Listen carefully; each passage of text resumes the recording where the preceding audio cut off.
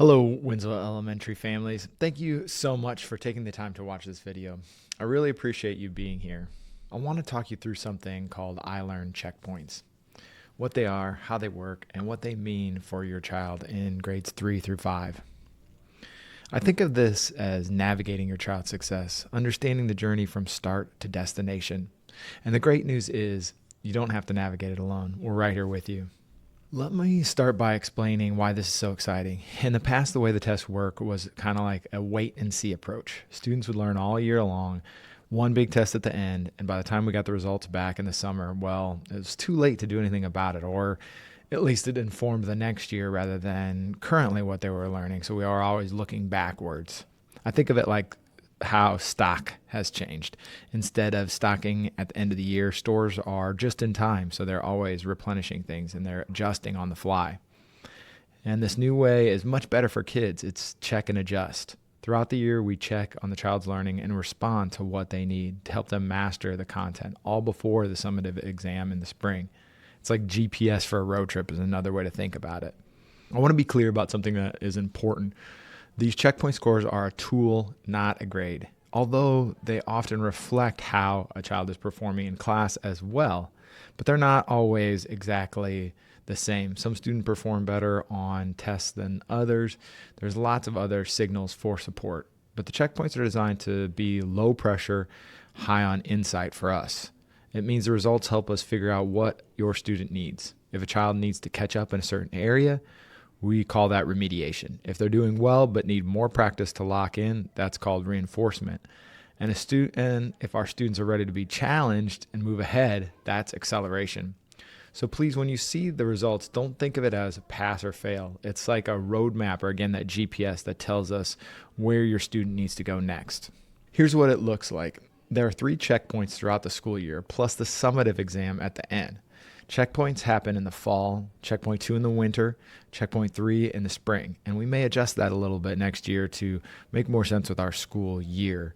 The testing windows are flexible, so our school picks the exact dates within each window that makes sense for us. And here's something nice. There's an optional retest opportunities that we did not take advantage of this year, but we're thinking about for next year.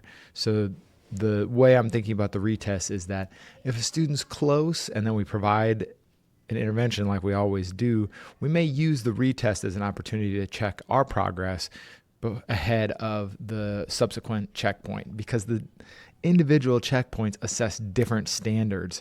So we may not always know exactly what our progress is just based on the next checkpoint. Let me tell you a little more about the test itself, because the technology behind it is interesting.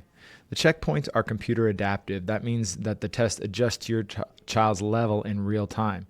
If they answer a question correctly, the next question gets a little harder. If they find their ceiling, get one wrong, the next question gets a little easier to find the floor. It's a good thing because it means the test is meeting the child where they're at. It's not too easy, it's not too hard. It's hopefully just right, getting the accurate picture of what they know and what they don't know. Each checkpoint is also only 20 to 25 questions, so it's efficient. Child isn't sitting through long, exhausting tests. It's quick, focused, and gives us useful information. Now let's talk about what your child is learning at each grade level, starting with grade 3. Third grade is learning all about foundations. In math, the journey starts with place value, rounding, and money. From there, students move to an introduction of fractions and time. By the end of the year, they're working with area, perimeter, and data. In reading, third grade is a big transition year. They're moving from learning to read to reading to learn.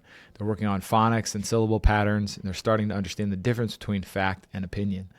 These are the building blocks that everything else is built on. If your child's in third grade, know that we are laying a really important foundation this year. Fourth grade is all about mastering complexity. The work gets way more challenging. That's by design. Math students start with multi-digit multiplication and factors. Then they make what's called the big leap into fractions and decimals. And by the end of the year, they're diving into measurement and geometric data. In reading, fourth graders are using context clues to figure out new vocabulary word. They're analyzing the theme and plot of stories. And they're starting to think about character motivation. Why does a character do what they do? This is where your child really starts thinking more deeply. And the checkpoints help us to make sure they're keeping up with that increasing complexity. Fifth grade is all about preparing for middle school. This is the year we're getting your child ready for the next big step. In math, students work with decimals and powers of 10, then move on to operations with fractions, adding and subtracting different denominators. And they're introduced to the coordinate plane and graphing. In reading, fifth graders tackle figurative language like metaphors and similes. They explore multiple points of view in stories. They're doing advanced text analysis, really digging into what an author is saying and how they're saying it. By the end of fifth grade, your child should feel confident and ready to take on the challenge of middle school. And these checkpoints help us make sure they're on track to get there. When you get your child's checkpoint results, you'll see something that looks like a dashboard with performance levels. Let me explain what those levels mean. The levels range from below proficiency on one end to above proficiency on the other, with approaching proficiency and at proficiency in between. Here's what I really want you to hear. If your child's score says approaching proficiency, that's not failure. It means your child is at the beginning stages of learning new skills and needs some support. That's normal, especially earlier in the year when students are still being introduced to some of the new content. These checkpoints happen throughout the year. A score in the fall is just a starting point. What matters is the growth we see from checkpoint to checkpoint. One of the coolest features of the checkpoint results is something I call peeking into the future. When you look at your child's results, you see two things. First, there's a scale score. Think of it as your child's current location. It might include something like a Lexile measure for reading, which tells what reading level your child is at right now. Second, there is projected outcome. That's the estimated destination. It predicts whether your child is on track to pass the summative exam in the spring or not. Here's why this is so powerful. Knowing the destination now allows us to reroute today. If the projection shows your child might need extra support to reach proficiency by spring, we can make adjustments right away, not after it's too late. And if they're on track, we can keep doing what's working.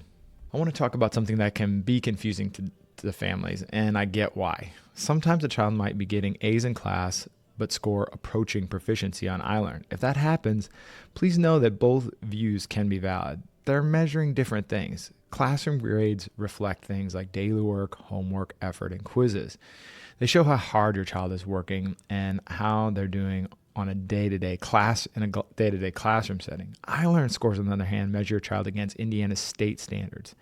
They're looking at mastery and application skills. Can your child take what they've learned and apply it in new ways?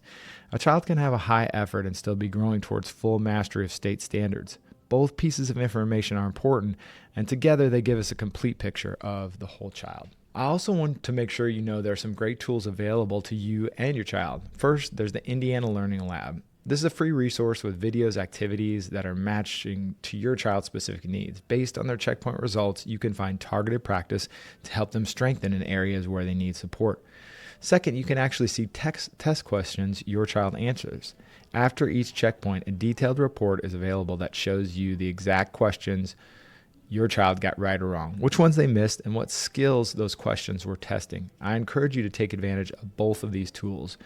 They put real, actionable information right at your fingertips.